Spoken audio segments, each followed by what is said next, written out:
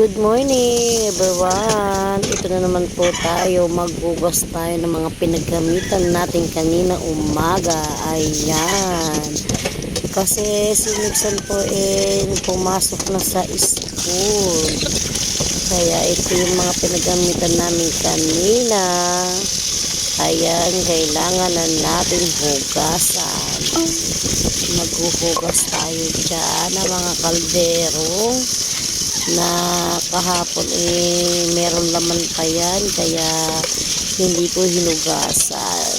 At mamaya po yung mga kaldero po niyan ibababad po natin sa suka para hindi mapanisan. Sinabon ko po kasi siya kasi meron po mga merong natirang mga tutong-tutong po ba na panis, kaya kailangan natin lagyan ng suka, diba?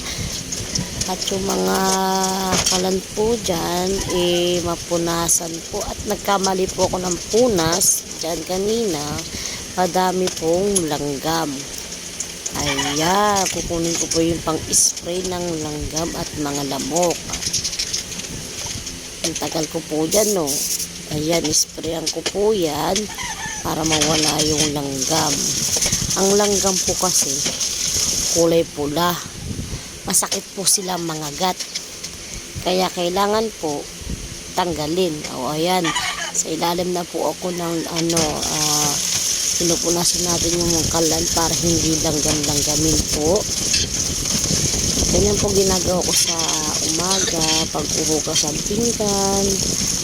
Ngayon po, wala po akong makulit na anak, nasa school po. Pag umaga po si Kuya Nixon, i-follow, i-share po ang aking video at comment na rin